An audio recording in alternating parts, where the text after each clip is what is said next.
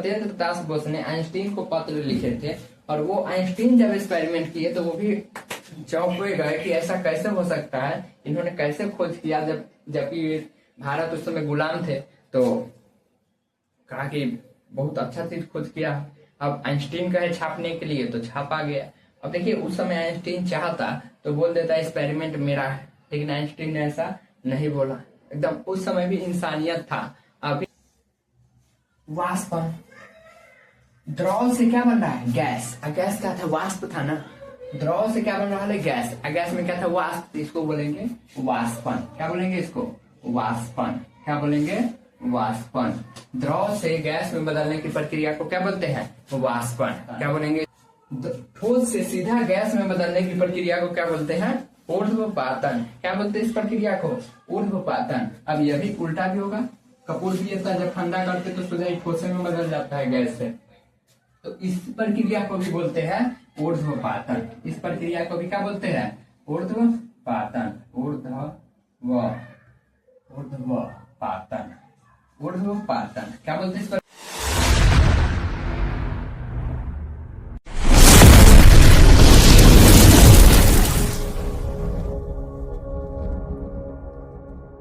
हम लोग class 9th का केमिस्ट्री का फर्स्ट लेसन देखने वाले हैं, जिसका नाम है हमारे परिवेश का पदार्थ। मतलब इसमें समझना है पदार्थ के बारे में, पदार्थ क्या होते हैं, पदार्थ की कितनी अवस्था होती है, उसे कितने रूप में बांटे जाते हैं, ये सब के बारे में अच्छा से समझना है। तो चलिए देखते हैं बिना समय गवाए। क्लास 9th का है हमारे परिवेश में परिवेश का पदार्थ, यानी इसमें हमें समझना है पदार्थ के बारे में।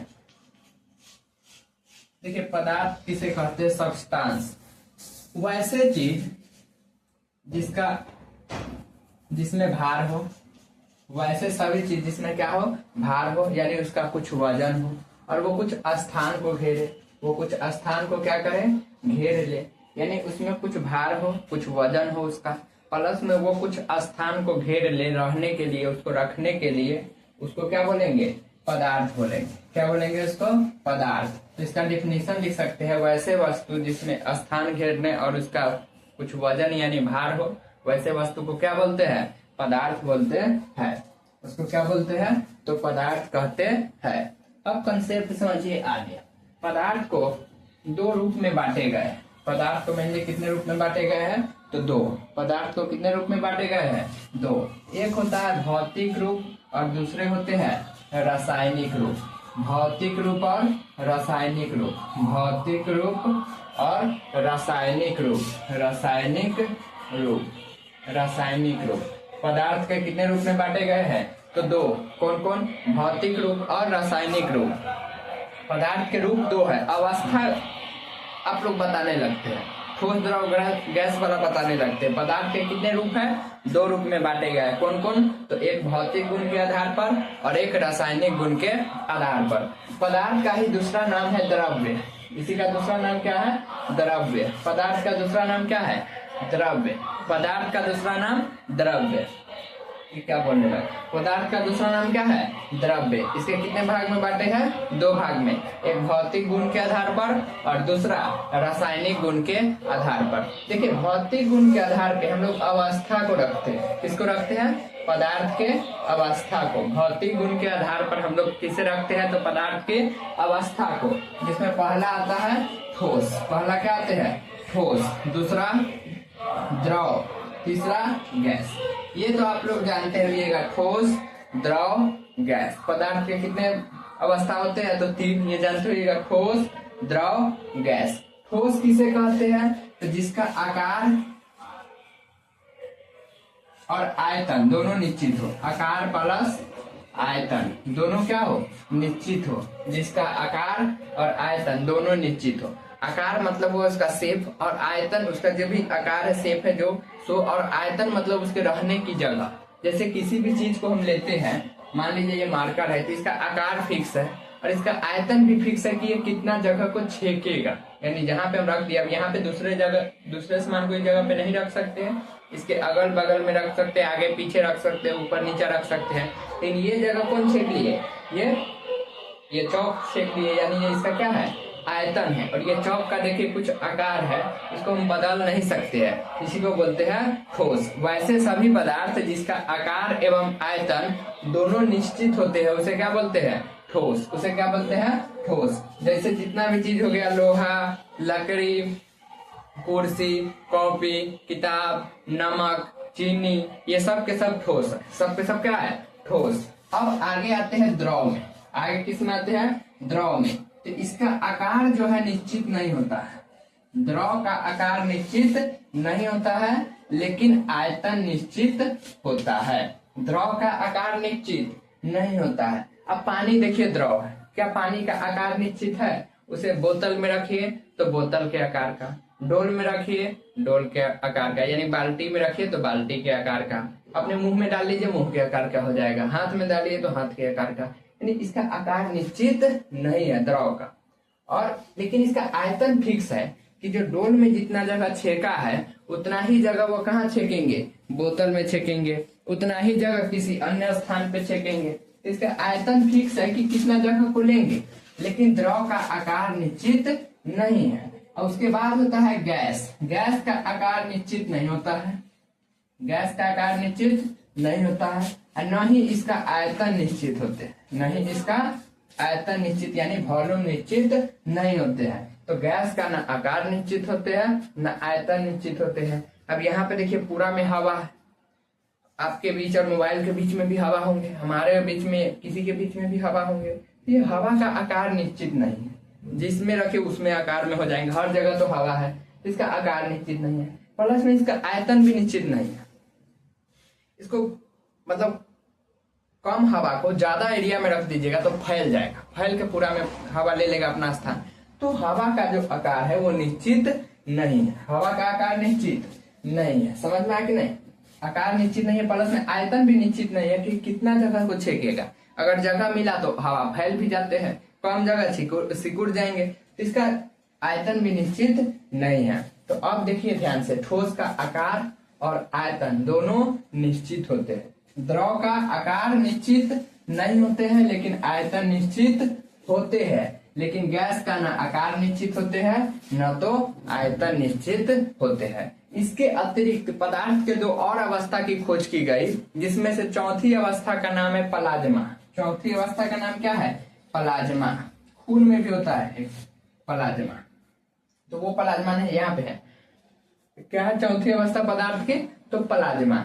ये आयनाइजेशन से बनता है। अब आयनाइजेशन क्या होता है? तो ज्यादा इसमें हीट होते हैं, इसमें ज्यादा क्या होते हैं? हीट होते हैं। इतना ज्यादा हीट होते हैं जिसकी कल्पना नहीं कर सकते हैं। यानी प्लाज्मा जो है कैसे रहते हैं? तो उष्मा के साथ है, ज्यादा इसमें हीट होते हैं, बहुत ज्यादा से ज्यादा हीट होते हैं। प्लस में अगर बात करें होता कैसा है, तो नहीं ठोस होता है नहीं द्रव होता है। दोनों का एक लिखा से समझिए तो मिश्रण है। न ये एक जगह रुक सकता है ठोस की तरह, न द्रव यानी पानी की तरफ भाग सकता है, यानी लेबड़ा के अजीबे ढंग के होता है। इसी को क्या बोलते हैं? प्लाज्मा। खेखार मोटा जैसा होता है, क्या बोलते हैं इसको? प्लाज्मा। तो पदार्थ की चौथी अवस्था है प्लाज्मा। ये बनता कैसे है? तो आयनाइजेशन की प्रक्रिया से। अब आयनाइजेशन क्या होता है तो समझिए। मान लीजिए ये मान लीजिए ये कोई रूम है। अब इस रूम में आपको मान लीजिए किसी रूम में बंद कर दिया गया। अब बंद करके क्या किया गया? कहा कि अब भागो। अब क्या करो? भागो। तो जब आप भागिएगा तो ठोस रहिएगा, और जब और दूर भागिएगा तो क्या हो गया? मान लीजिए उसमें 10 बच्चा है तो सब एक तरफ गोली आई है, तो ठोस रूप में मतलब ज्यादा घनापन है। और जब दूर भागेगा तो द्रव बन जाएंगे, और दूर भागेंगे तो गैसीय की तरफ मूवमेंट करेंगे। अब कोई मान लीजिए कुछ ला के, एक हथौड़ा ला के उससे अब आप लोगों को एकदम भगाने लगा, चल भाग भाग भाग, तो सबका चिथड़ा उड़ जाएगा। तो चिथड़ा उड़ जाएगा तो उसी को क्या बोलते हैं? प्लाज्मा अवस्था। मतलब ये हुआ, इसको इतना गर्म किया जाए, इतना गर्म किया जाए, इतना गर्म किया जाए, सबसे ज्यादा जो गर्म किया जा सकता है वो किस अवस्था में बदले जाएंगे? प्लाज्मा अवस्था में। यह पदार्थ की चौथी अवस्था है। यह पदार्थ की क्या है? चौथी अवस्था है। ये कैसे होते हैं? तो आयनाइजेशन की प्रक्रिया से बनते हैं, यानी इसको ज्यादा उष्मा मिलते हैं तब बनते हैं। जिससे देखिएगा जब बादल आपस में टकराते हैं तो देखिएगा तड़का तड़कता है, इसे क्या बोलते हैं? तलित उत्पन्न होना, देहात में तड़का बोलते हैं। तो वो जो उत्पन्न होते हैं किसकी प्रक्रिया से होते हैं? तो आयनाइजेशन की प्रक्रिया से, यानी उसमें ज्यादा ऊष्मा उत्पन्न हो जाते हैं। उसमें क्या होता है, ज्यादा ऊष्मा उत्पन्न हो जाता है, यानी टुकड़ा में बट जाते हैं। क्या हो जाता है, एकदम टुकड़ा में। यही हुआ था, सब भाग रहा था, उसको जब हथौड़ा से लेके भगाया जाएगा, मारा जाएगा तो क्या हो जाएंगे, टुकड़ा में बट जाएंगे। उसी प्रक्रिया को बोलते हैं प्लाज्मा अवस्था। उसी अवस्था को क्या बोलते हैं, प्लाज्मा अवस्था, यानी टुकड़ा हो गए, आयनाइजेशन हो गए। इसको केमिस्ट्री में क्या बोलते हैं, आयनाइजेशन होना। गाना समझ सुनते, एक पर एक रहता है, फलना चीज टूट गया तो मतलब क्या हुआ, आयनाइजेशन हो गया, बोले उसको आयनाइजेशन हुआ। चलिए, तो ये हुआ पदार्थ की चौथी अवस्था। पांचवी अवस्था होती है बोस आइंस्टीन कंडेंसेट। अब ये क्या है तो समझिए। आइंस्टीन भारत में एक व्यक्ति थे, पश्चिम बंगाल कोलकाता का, जिसका नाम था सत्येंद्र दास बोस। उन्होंने पदार्थ को ठंडा किया। देखिए, प्लाज्मा में क्या हुआ था, गर्म किया गया था। अब इसने पदार्थ को ठंडा किया, इतना ठंडा किया, इतना ठंडा किया कि -273 डिग्री सेल्सियस पहुंचा दिया। कितना पहुंचा दिया, -273 डिग्री सेल्सियस। वास्तव में इसका मान पूछा जाए तो -273.15 डिग्री सेल्सियस पूरा मान होता है। -273.15, यानी पॉइंट लगा के यहाँ पे 1.5 लिख देंगे तब डिग्री सेल्सियस पूरा होंगे। इन सोचे याद रखना है, 273 डिग्री सेल्सियस किस में गया था, माइनस में। तो -273 डिग्री सेल्सियस तक इतना ठंडा कर दिया गया। जब पूरी तरह से ठंडा हो गया, ये सत्येंद्र दास बोस का एक्सपेरिमेंट था, तो देखा गया कि जो पदार्थ है वो एकदम ठंडा होकर ऊपर जिसमें रख रहा था बादल की तरह उस गिलास में से निकल जा रहा था, कहीं रखे हो निकल कर उसमें से भागने लगता था, इतना ज्यादा ठंडा हो गया। अब वैसे तो कोई चीज नहीं है। तो सत्येंद्र दास बोस ने आइंस्टीन को पत्र लिखे कि पहले तो कहे गए, सत्येंद्र दास बोस ने पेपर में छपाना चाहा इस बारे में तो नहीं छापा गया। उस समय अंग्रेजी पेपर था, उस सबका बहिष्कार कर दिए, इसको नहीं छापे थे। तो सत्येंद्र दास बोस ने आइंस्टीन को पत्र लिखे थे, और वो आइंस्टीन जब एक्सपेरिमेंट किए तो वो भी चौंक गए कि ऐसा कैसे हो सकता है, इन्होंने कैसे खोज किया, जबकि भारत उस समय गुलाम थे। तो कहा कि बहुत अच्छा चीज खोज किया। अब आइंस्टीन कहे छापने के लिए तो छापा गया। अब देखिए, उस समय आइंस्टीन चाहता तो बोल देता एक्सपेरिमेंट मेरा है, लेकिन आइंस्टीन ने ऐसा नहीं बोला। एकदम उस समय भी इंसानियत था, अभी के समय कोई इंसानियत नहीं। आप किसी को लिख दीजिए, वो कहेगा हमरे, हो गया काम खत्म। तो इसने कहा बोस का भी नाम आना चाहिए, बोस आइंस्टीन कंडेंसेट। यह पदार्थ की कैसी अवस्था है, तो पांचवी अवस्था। तो पदार्थ की पांचवी अवस्था बोस आइंस्टीन कंडेंसेट। ये कैसे होते हैं, तो पूरा ठंडा होते हैं। कैसे होते हैं, पूरी तरह से ठंडा होते हैं। क्या, कौन सी अवस्था गति करती है, तो पदार्थ की चौथी अवस्था। कौन सी अवस्था आयनाइजेशन से बनती है, तो गति करती है पांचवी अवस्था। और कौन सी अवस्था जो आयनाइजेशन से बनती है, तो पदार्थ की चौथी अवस्था यानी प्लाज्मा। और गति कर सकते हैं तो बोस आइंस्टीन कंडेंसेट। लेकिन ये गति भी ज्यादा दूर तक नहीं करते हैं। क्यों, तो समझिए, यह -273 डिग्री सेल्सियस पे तो गति करेंगे, लेकिन धीरे धीरे ये क्या हो जाएंगे, माइनस से ऊपर आने लगेंगे, यानी ठंडा से धीरे धीरे गर्म होने की प्रक्रिया हो जाएगा, जिस कारण से ज्यादा दूर गति नहीं कर पाते हैं। जब तक इसी ठंडा है गति करेंगे, और जब भी इसका जो -273 डिग्री सेल्सियस इसके ज्यादा हुआ, यानी -272, 271, तो फिर 0 पे आएंगे। तो जैसे इसका ज्यादा होगा ये क्या हो जाएंगे, गति करना छोड़ देते हैं। लेकिन गति करते हैं कौन, बोस आइंस्टीन कंडेंसेट, पदार्थ की पांचवी अवस्था। कहेगा द्रव भी गति करते हैं, वो गति करते हैं। चलिए, तो वैसे गति नहीं करते द्रव कि कहीं रख दीजिए तो गति करने लगेगा। यहाँ तक में कोई दिक्कत नहीं ना। अब इसको हम ठोस, ये जो पदार्थ की चौथी अवस्था प्लाज्मा और पांचवी अवस्था बोस आइंस्टीन कंडेंसेट, ये जानना था आप लोग को क्या होता है। अब हम लोग ठोस द्रव गैस का कुछ तुलना वगैरह करेंगे। इसको समझने के लिए कुछ अलग अलग तरह से देखेंगे।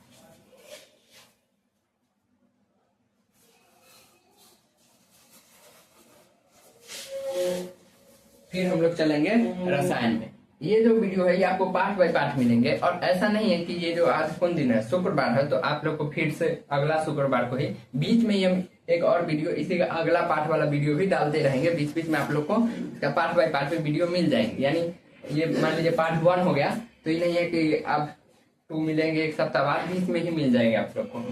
एक वो मिल जाए, 2 वो मिल जाए, फिर कितना भी मिल सकते हैं जितना हम बना दे। अब समझिए, ये कोई चीज है, और एक ये है और एक ये है। अब इसके अंदर जो अणु है ना एकदम करीब है, इसके अंदर जो अणु सब है ये क्या है, एकदम करीब है।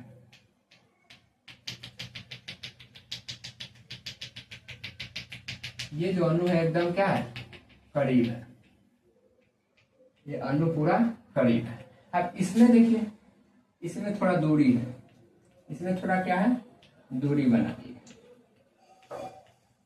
और इसमें देखिए, इसमें और दूरी है, इसमें और दूरी है। अब ध्यान से देखिए, ये ज्यादा घनापन है, इसको बोलते हैं ठोस। इसको क्या बोलेंगे, ठोस। और जो उससे कम घनापन होगा उसको बोलेंगे द्रव। और जो ज्यादा बहुत कम होगा यानी ज्यादा दूरी पे अणु होंगे उसको बोलेंगे गैस। उसको क्या बोलेंगे, गैस। तो क्वेश्चन इससे ये पूछते हैं कि किसकी कण ज्यादा करीब होते हैं, तो ठोस का, और किसका कण ज्यादा दूर होते हैं, तो द्रव का। तो ये बताइए आकर्षण बल किस में ज्यादा है, ठोस में, द्रव में या गैस में। आकर्षण मतलब होता है अपनी ओर आकर्षित करना यानी जुटना, तो ज्यादातर एक तर कहाँ पे है, ठोस में। तो आकर्षण बल सबसे ज्यादा इसमें कहाँ है, अणु के बीच, तो ठोस में, और सबसे कम गैस में। और बीच में कौन आ जाते हैं, द्रव। बीच में कौन आ जाते हैं, द्रव। ये छोटा जो पानी है ना, पानी, जल, इसका तीनों अवस्था में आ जाते हैं। देखिएगा ध्यान से, जो ठोस में होता है जल, बर्फ होता है, क्या होता है, बर्फ। द्रव में देखिएगा तो पानी अपने हो जाता है, पानी अपने हो जाता है। और गैस में बात करें तो वाष्प होता है। गैस में क्या हो जाते हैं, वाष्प। गैस में क्या होते हैं, वाष्प। तो ठोस में बर्फ, द्रव में पानी, और गैस में वाष्प। तो पानी के कितने अवस्था, तीन। कौन कौन, ठोस, द्रव, गैस। पानी के कितने अवस्था, तीन नाम सुना है, अवस्था पूछे, तीन। कौन कौन, ठोस, द्रव, गैस। ठोस में क्या, बर्फ, द्रव में क्या, पानी, और गैस में क्या, वाष्प। ठोस में द्रव, ठोस में बर्फ, द्रव में पानी, गैस में वाष्प। गैस में क्या है, वाष्प। अब इसको एक अलग कंसेप्ट से भी समझते हैं, आगे देखिए। ये समझ में आ गए होंगे।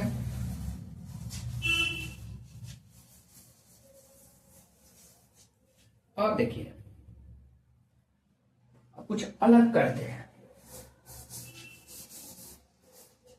ये ठोस है, मान लीजिए यहाँ पे जल है, कैसे करें, ठोस है, ये द्रव है, और ये गैस है। ये क्या है, गैस है।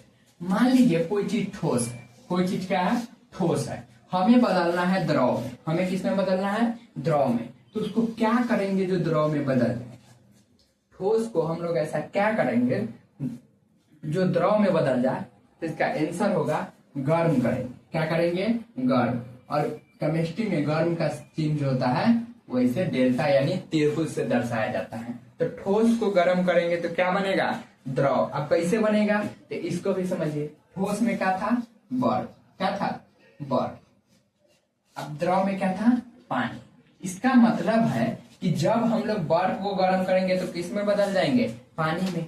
बदल ही जाते हैं। जब तक देखिएगा बर्फ जो होते, बर्फ वाले के पास रहते तो फ्रिज जैसे में रख ले रहता, ठंडा रहता। और जब भी आप बर्फ को खरीदते होंगे तो जब भी आप लेते हैं तो वातावरण के कंट्रोल में आता है, वातावरण के संपर्क में आया, और जब भी आया वातावरण गर्म है, तो गर्म के कारण बर्फ किस में बदलने लगते हैं, पानी में। देखिए टप टप टप टप करने लगे। इसे जल्दी जल्दी खाना पड़ता है, उसको एकदम चाट चाट के जहाँ गिरा वहां पे खा लो पहले। तो किसके कारण होते हैं, तो हीट के कारण, यानी उष्मा यानी गर्मी के कारण। किसके कारण हो जाते हैं, गर्मी के कारण। यानी बर्फ को गर्म करे तो पानी बन गया, इसका मतलब ठोस को गर्म करेंगे तो क्या बन जाएंगे, द्रव। और द्रव को क्या करें जो गैस बन जाए, द्रव को क्या करेंगे जो गैस बन जाए। तो कहिएगा इसको भी अवस्था इधर जा रहा है तो इसको भी करेंगे गर्म, इसको भी क्या करेंगे, गर्म। अब देखिए वाष्प, द्रव में क्या है, पानी, और गैस अवस्था में क्या था, वाष्प। और आप लोग बताइए, जब पानी को खौलाते हैं यानी गर्म करते हैं तो क्या ऊपर से वाष्प नहीं निकलता है, निकलता है कि नहीं, तो यह भी कंफर्म हो गया। तो ठोस से किसी पदार्थ को द्रव में बदलने के लिए इसको क्या करेंगे, गर्म करेंगे। और द्रव से किसी पदार्थ को गैस में बदलने के लिए क्या करेंगे, गर्म करेंगे। फिर भी क्या करेंगे, गर्म करेंगे। समझ में आया कि नहीं। द्रव से गैस में बदलने के लिए भी क्या करेंगे, तो गर्म करेंगे। क्या करेंगे, उसको गर्म करेंगे। अब मान लीजिए इसको उल्टा लाते हैं, इसको कैसे लाते हैं, उल्टा लाते हैं। अब देखिए यहाँ पे लिख देते हैं वाष्प, और यहाँ पे लिख देते हैं जल यानी पानी, और यहाँ पे लिख देते हैं बर्फ। अब हम इसको उल्टा करते हैं इस प्रोसेस को। अगर हमें गैस से द्रव बनाना है, गैस से क्या बनाना है, द्रव, गैस से क्या बनाना है, द्रव, तो अब गर्म किए थे, तो गर्म का उल्टा क्या होता है, ठंडा। तब ठंडा लिखे या इसी को उल्टा करते, यानी ऐसे करते, ऐसे, तो ठंडा हो जाएगा, नहीं गलत हो जाएगा। यहाँ पे अब लिखना पड़ेगा ठंडा। क्या करेंगे, अगर हम गैस को ठंडा करते तो क्या बन जाएगा, द्रव, गैस को ठंडा करते तो क्या बन जाएगा, द्रव। अब कैसे बनेगा, तो इसका भी उपयोग समझिए। वाष्प जो होता है गर्म होता है, वाष्प क्या होता है, गर्म होता है। अब देखिएगा जिस बर्तन में पानी खौल रहा है उसके ऊपर जो बर्तन रखिएगा वो तो वातावरण के कंट्रोल में, नीचे से ना हीट आ रहा है, ऊपर से तो ठंडा है, तो ऊपर से ठंडा होने के कारण जब जो पानी वाष्प बन के फिर से जो बर्तन में ऊपर जो ढकना है उसमें सटता है, तो देखिए उसमें पानी बन जाता है। इसलिए जब आप उस ढकना को हटाइएगा तो देखिए टप टप टप टप पानी गिरने लगता है, टप टप क्या होता है, पानी गिरने लगता है। यानी हम वाष्प को यानी गैस को ठंडा करेंगे तो फिर किसमें बदल जाते हैं, द्रव में। गैस को ठंडा करेंगे तो किसमें बदल जाते हैं, द्रव में। और द्रव को ठंडा करेंगे तो किसमें बदल जाएंगे, ठोस में। द्रव को ठंडा करेंगे तो किसमें बदल जाएंगे, ठोस में। अब इसका भी उपयोग समझिए। द्रव अवस्था में क्या है, बर्फ, और बर्फ को फ्रीज में धके हम लोग ठंडा करते हैं। द्रव अवस्था में बर्फ नहीं, पानी है। द्रव अवस्था में क्या है, पानी, और पानी को हम लोग फ्रीज में धर के क्या करते हैं, ठंडा करते हैं। तो जब ये पानी को फ्रीज में धर के ठंडा करते हैं तो क्या बन जाता है, बर्फ बनता है कि नहीं, ठोस अवस्था में। यह कंसेप्ट समझ में आया कि नहीं। पदार्थ को एक अवस्था से दूसरे अवस्था में चेंज करने का यह प्रोसेस है जो आपको हम किसके द्वारा समझाए हैं, तो पानी के द्वारा। यहाँ तक में आप लोग को कोई दिक्कत नहीं होंगे। ठोस से द्रव में बदलना है तो गर्म करना है, द्रव से गैस में बदलना है तो गर्म करना है, गैस से द्रव में बदलना है तो ठंडा करना है, द्रव से ठोस में बदलना है तो ठंडा करना। क्या करना है, ठंडा करना, यानी सीधा जा रहा है तो गर्म करना। पानी के प्रोसेस से समझ जाइएगा, और इधर रिटर्न आ रहा है तो ठंडा करना है। अब देखिए